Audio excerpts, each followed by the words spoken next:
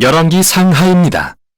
현대 성경엔 둘로 나뉘어 있지만 원래는 하나의 책이며 앞에 나온 사무엘 하에서 이어지는 이야기입니다. 다윗은 이스라엘 지파들을 통일해 왕국을 세우는데요. 하나님은 그의 혈통에서 메시아 왕이 나셔서 열방에 하나님의 나라를 세우고 아브라함에게 하신 약속을 이룰 거라고 약속하셨죠. 열왕기는 다윗 혈통의 왕들의 긴 계보를 열거하는데요. 누구도 그 약속에 부응하지 못합니다. 오히려 그들은 이스라엘을 멸망으로 이끕니다. 열왕기는 5개의 주요 부분으로 구성되어 있으며 그 시작과 끝은 예루살렘에 집중되어 있습니다. 먼저 솔로몬의 통치와 성전 건축으로 시작해서 마지막 부분에서는 예루살렘의 멸망과 바벨론의 포로가 되는 걸로 끝이 납니다. 그리고 이 비극에 이르는 과정이 3부분으로 나뉘어지는데요. 어떻게 이스라엘이 두 왕국으로 분열됐고 하나님이 선지자들을 보내 이스라엘의 타락을 막으려 얼마나 애쓰셨으며 결국 이스라엘의 죄 때문에 바벨론 포로를 면할 수 없었음을 설명하죠. 1, 2장은 연로한 다윗이 아들 솔로몬에게 왕위를 물려주며 시작됩니다. 그가 솔로몬에게 남긴 마지막 말은 모세가 여호수아에게, 사무엘이 백성에게 한 것과 매우 비슷합니다. 언약의 계명에 신실하고 이스라엘의 하나님께만 충성하라는 명령이죠. 그러나 이 말은 뭔가 공허하게 들립니다. 이후 다윗과 솔로몬이 새 왕국을 견고히 하기 위해 정치적 암살을 공모하기 때문입니다. 출발이 좋지 않네요. 솔로몬이 가장 빛나는 시기는 하나님께 이스라엘을 이끌 지혜를 구할 때입니다. 그는 심지어 다윗의 꿈이었던 하나님을 위한 성전 건축도 해내죠. 여기서 이야기가 잠시 멈추고 성전 설계도가 자세히 묘사됩니다. 마치 토라에 나온 성막의 모습처럼 온갖 금과 보석, 천사와 과실수의 형상을 만드는데 모두 에덴 동산을 떠올리게 하는 상징들이죠. 성전은 하늘과 땅이 만나며 하나님이 그의 백성 가운데 임재하시는 곳입니다. 그러나 솔로몬은 건축을 마치자마자 끔찍한 선택을 하고 결국 왕국을 무너뜨립니다. 수백 명이나 되는 이방 왕의 딸들과 결혼을 했는데 모두 정치적 동맹을 위한 거였죠. 게다가 이방 신들을 받아들여 이스라엘의 우상 숭배를 불러왔습니다. 솔로몬은 그 후 막대한 부를 축적하고 거대한 군대를 만들고 심지어 모든 건축 사업에 강제 노역까지 실시합니다. 토라의 내용을 기억해 볼까요? 하나님이 이스라엘 왕들에게 주신 신명기 17장의 지침을 솔로몬은 철저히 어기고 있습니다. 죽을 때쯤 되어 솔로몬은 이집트의 바로 왕을 닮아 있었습니다. 아버지 다윗이 아니라요. 다음은 솔로몬의 아들 르호보암인데요. 그는 자기 아버지와 똑 닮은 행동을 합니다. 권력을 향한 탐심과 욕망, 비극이 아닐 수 없습니다. 강제 노역으로 세금을 늘리려 하는 그에 맞서 여로보암이 이끄는 북쪽 지파들이 반기를 들고 일어나 그들만의 왕국을 세웁니다. 이제 이야기가 나뉩니다. 남쪽은 예루살렘을 중심으로 다윗 혈통의 왕이 다스리는 유다가 되고 북쪽은 이스라엘로 불리는 새 왕국이 세워져 이후 사마리아가 수도가 되죠.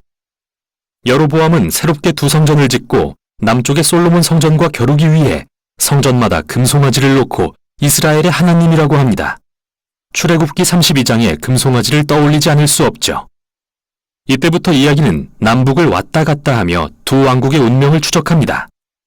남북 모두 왕이 약 20명씩 있었는데 저자는 이 왕들의 통치에 대해 몇 가지 기준을 들어 평가합니다. 이스라엘의 하나님만을 경배했는가? 아니면 이방신 숭배를 도모했는가? 백성들에게서 우상을 제거했는가? 다윗처럼 언약에 신실했는가? 아니면 부패하고 부정해졌는가? 저자는 이 기준에 따라 북이스라엘에는 20명 중 선한 왕이 아무도 없으며 남유다에는 20명 중 단 8명만 긍정적이라고 평가합니다. 이 부분이 열왕기의 또 다른 큰 목적과 연결되는데요. 바로 이스라엘 역사의 핵심 인물인 선지자들을 소개하는 것이죠. 성경의 선지자들은 점쟁이가 아니라 이스라엘의 하나님을 대변하고 언약 실천을 감시하는 역할을 맡은 자입니다. 왕과 백성들의 우상 숭배와 불의를 꾸짖는 일을 하죠. 그들은 이스라엘은 열방의 빛으로 부르심 받았으므로 토라의 계명에 순종해야 한다고 끊임없이 상기시켰습니다. 선지자들은 이스라엘이 회개하고 하나님을 따르도록 도전했습니다.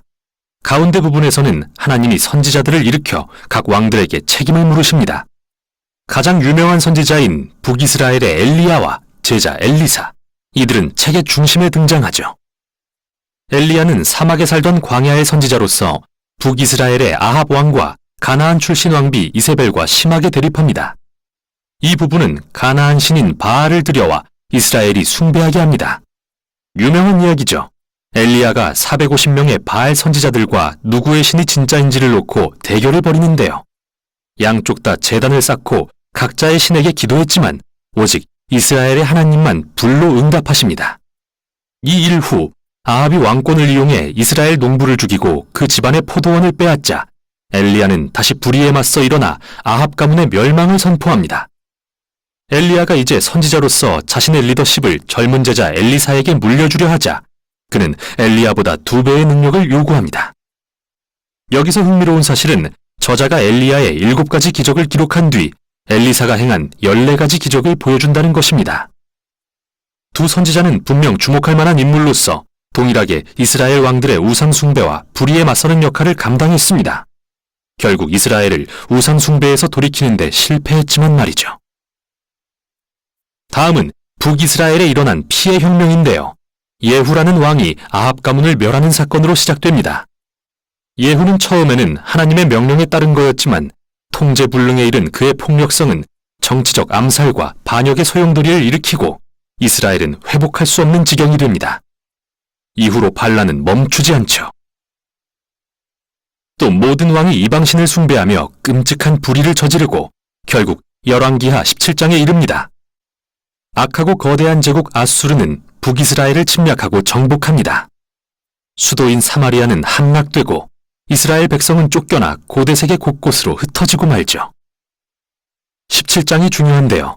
저자는 이야기를 멈추고 지난 일들에 대한 선지자적 묵상을 제공합니다.